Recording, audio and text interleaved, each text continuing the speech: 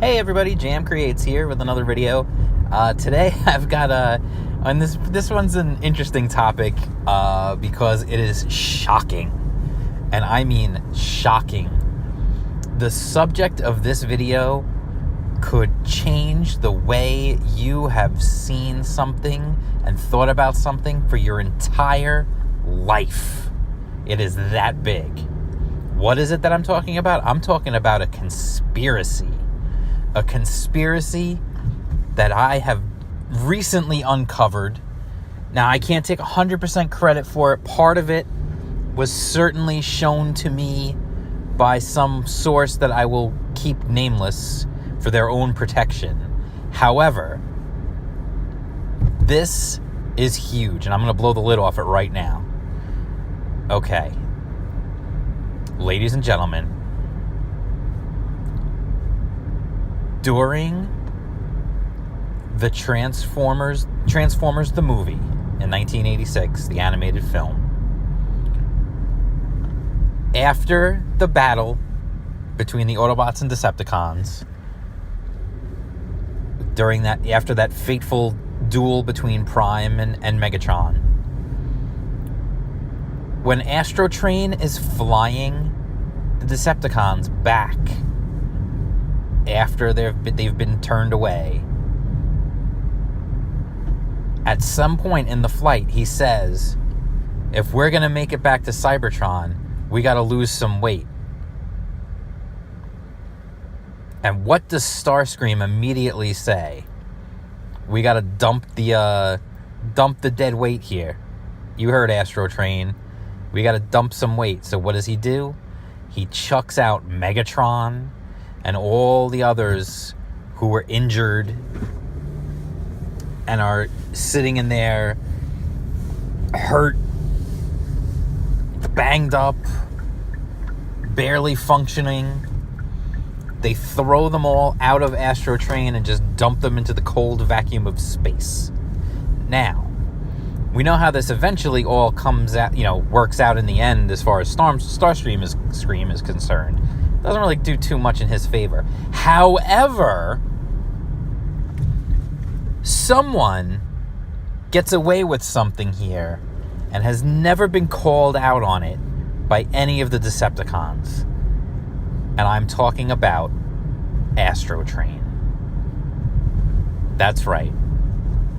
I believe, and I'm not the only one who believes this, but there is a belief that Astro Train and Starscream were working together to overthrow Megatron and take over the Decepticons.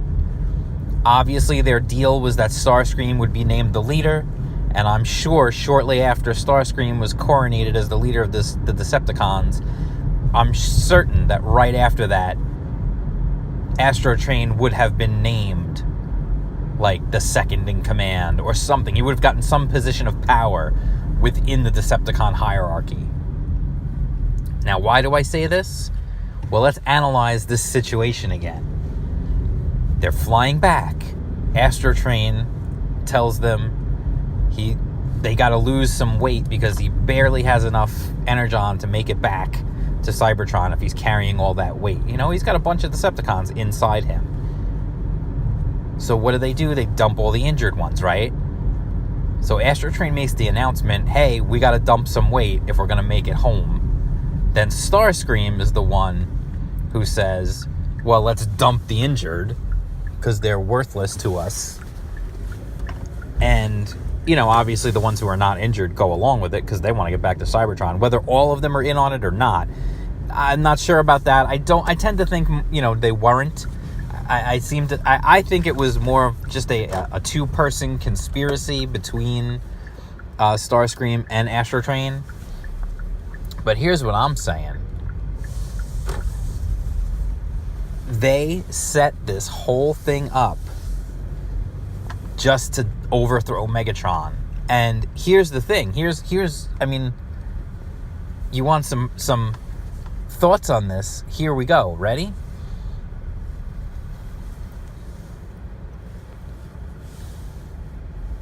Okay, so here's the deal. Astrotrain is flying them through the vacuum of space. In space, everything is weightless.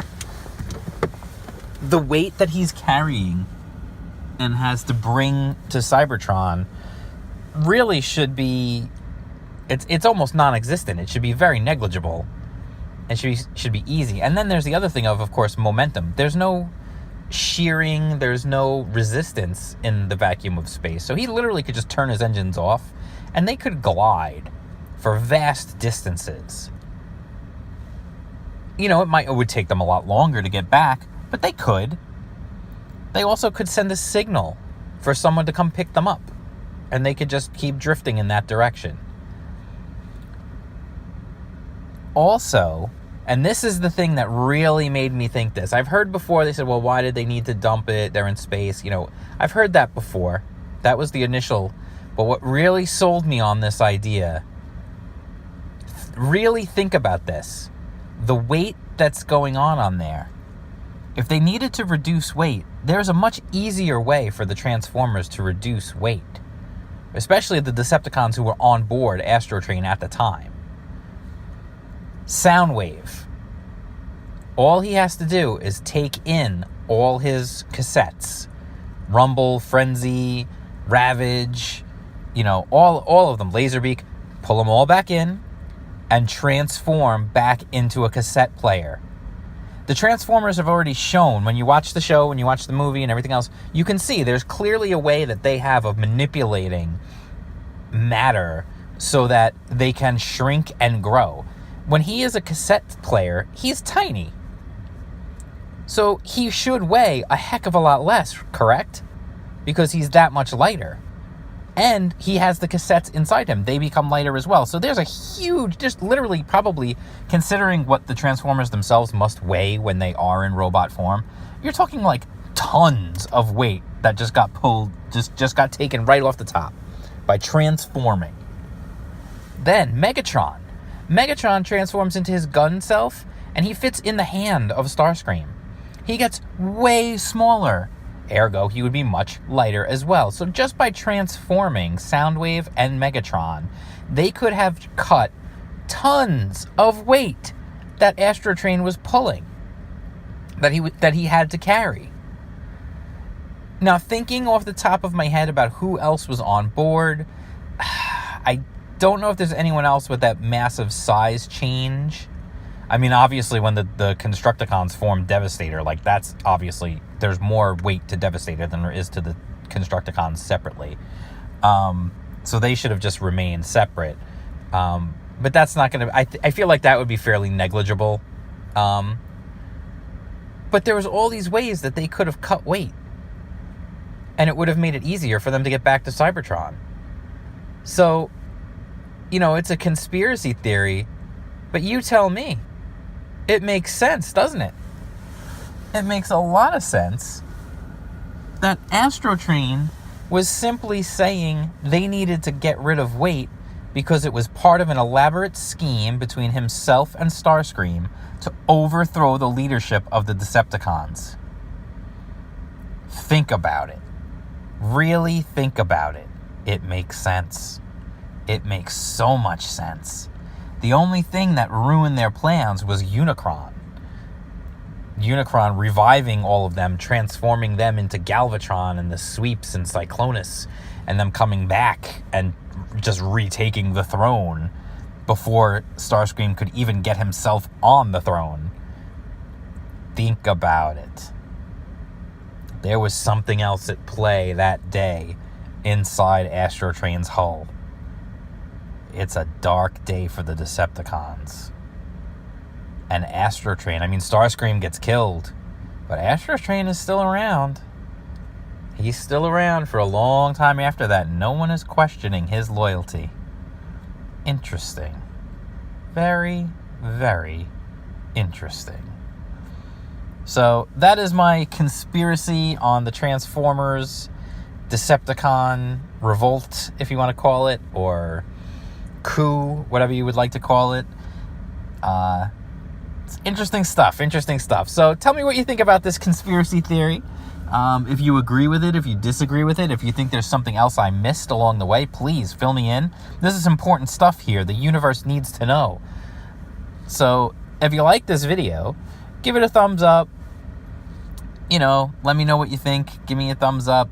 Subscribe to the channel. If you want to see more videos like this, comment. Let me know in the comments if you believe in this theory, if you disagree with this theory, if you've got other crazy cartoon conspiracies.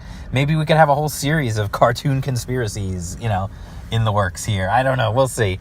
But let me know what you think. And hit me up on Twitter. I'm at jam_creates. I'm always down for talking about some Transformers. So let me know. And I will talk to you soon. All right? Peace out.